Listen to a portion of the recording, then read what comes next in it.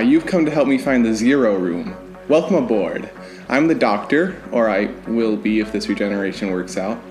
But until then, hey, welcome to Class Tech Media. I'm Jack, and we've reached the 5th Doctor, played by Peter Davison. Not to be confused with Pete Davidson, although I'm not gonna lie, I do kind of want to see how he'd play the Doctor.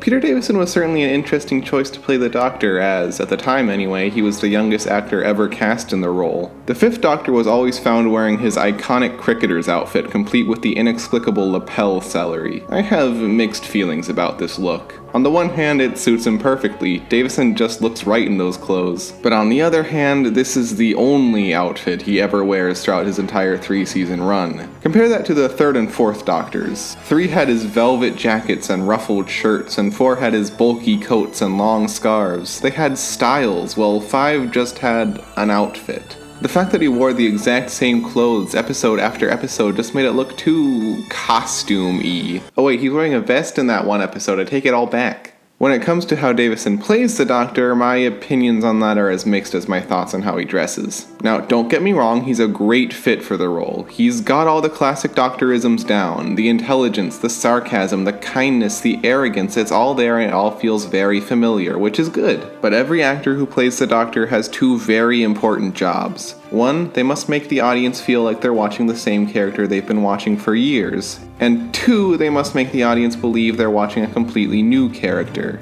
I don't think Davison ever did that second job all that well. It's hard for me to think of any defining characteristics of the 5th Doctor. Most people you ask will say he was defined by his youth, but I never really saw that as a super integral part of his character. Maybe after how great and beloved Tom Baker's version of the Doctor was, they just wanted to play it safe with his successor. I don't want to sound too negative though. I did enjoy Davison's Doctor, I just never really got a sense of what made him stand out. Anyway, what do you say we take a look at the 5th Doctor's companion lineup and see how they are? He had a full team carrying over from the end of the 4th Doctor's run: Adric, Nyssa, and Tegan. Let's start with Nyssa, since I think I have the least to say about her. I like Nyssa well enough, but she was never the most compelling character. She didn't have too much of a personality other than being super smart. She was a fine member of the team, but I get the feeling that she was always being carried by her fellow companions. I just couldn't ever see her being interesting enough to watch if she ended up being the sole companion. As for Adric, I think my opinion on him might be kind of unpopular. From what I see from Doctor Who fans, people hate Adric. I guess most people saw him as whiny, but personally I really liked him. He had this really charming, naive innocence to him that just added a nice element to the TARDIS's crew. Sure, he had a bad habit of getting tricked by the bad guys into helping them, but that was all part of the naivety I was talking about. But Adric has a different claim to fame than seemingly annoying most viewers. No, the thing that most people know about Adric is how he left the show. At the end of the episode Earthshock, Adric sacrifices himself to save the future of the entire human race. This was an earth-shaking moment in Doctor Who, as a companion had never died before. Sure, side characters who only appeared in one episode died left and right, but it was always an unspoken rule that the companions were safe. I may have liked Adric more than the average person did, but I still really liked his death and what it did for Doctor Who. Wow, I just said I really liked the death of a child. Am I a bad person? Anyway, all this finally brings us to my favorite companion of the 5th Doctor, Tegan Drovanka. Tegan's presence on this show was a real breath of fresh air. I know I said in the last Doctor Who video that I really liked the concept of non-human companions, and yeah, they bring a lot of variety to the cast, but it's possible to have too much of a good thing. The last few seasons of Companions were an endless stream of non-human companion after non-human companion. Leela, followed by K9, followed by Romana, followed by Adric, followed by Nyssa. After a while, it just missed seeing an ordinary person in the TARDIS. Tegan was a really great ordinary human companion too. She had the proper look of awe and wonder when encountering alien worlds and creatures, but she didn't take no shit from nobody. She definitely had the best back and forth with the 5th Doctor of any of his companions, so it's no wonder why she stuck around for almost the entirety of his run. I guess I should also mention that Tegan was Australian, and I just really like Australian accents. On top of these initial 3 companions, we also had Vizsla Turlough. Now, I like the idea of Turlough. Basically, when we meet him, he's a seemingly ordinary schoolboy who's secretly a servant of the evil Black Guardian. Oh yeah, the Guardians are a whole other can of worms that I haven't mentioned yet. All you need to know is that the Black Guardian is a bad guy. Anyway, Turlough manages to manipulate the Doctor into making him a companion with the intention of killing him. Now, in theory, this is a really solid idea with a lot of potential. Just imagine the possible cat and mouse game between them, double and triple crossing. This could be the Doctor Who equivalent of L versus Light in Death Note.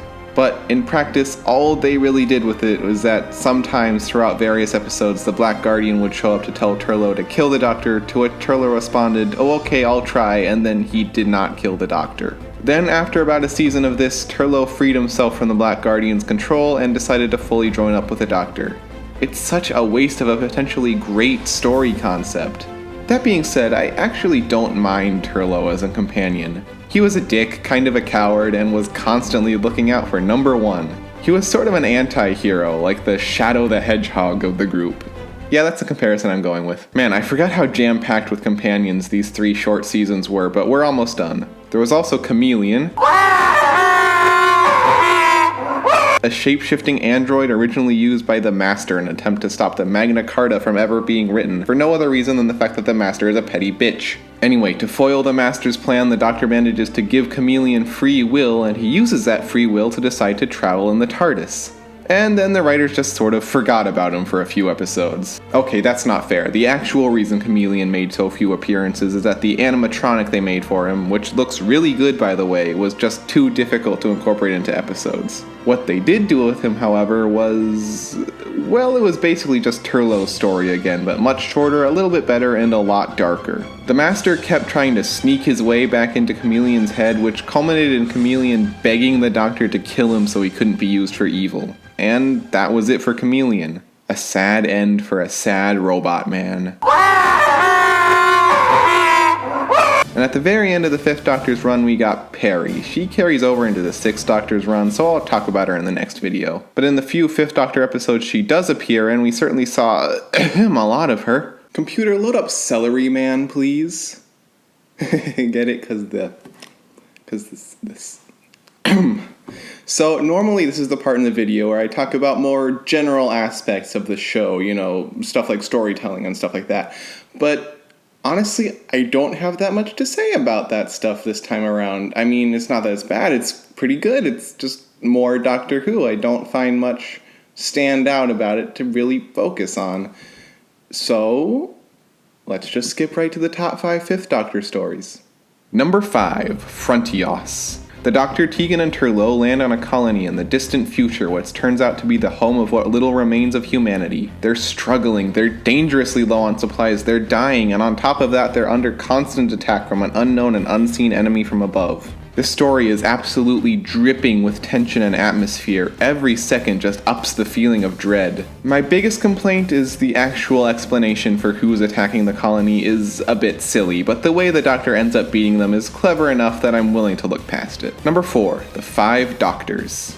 Okay, I'll be the first to admit that there are a lot of problems with this episode. First of all, a better name for it would be The 4 Doctors, featuring a cameo appearance by Tom Baker.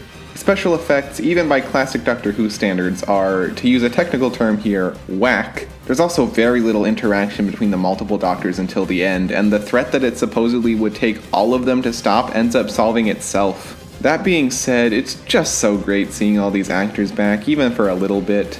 Not just the Doctors, but companions like Sarah, the Brigadier, K9, hell, I was even happy to see Susan again. I don't know, sometimes it's just nice to turn off my dumb critic brain and enjoy some quality time with old friends. Number 3, Time Flight. I think most people would probably put Earthshock in this spot since it was the episode where Adric died, but personally I prefer this one since it deals with the immediate aftermath of that. True, it doesn't really dwell on it as much as I'd like it to, but I think the rest of the episode is created enough to distract from that. I don't know, not much to say about it other than it's pretty good. Number 2, Snake Dance. Okay, this one requires a bit of backstory. In an earlier episode called Kinda, Tegan got possessed by this snake deity demon thing called the Mara.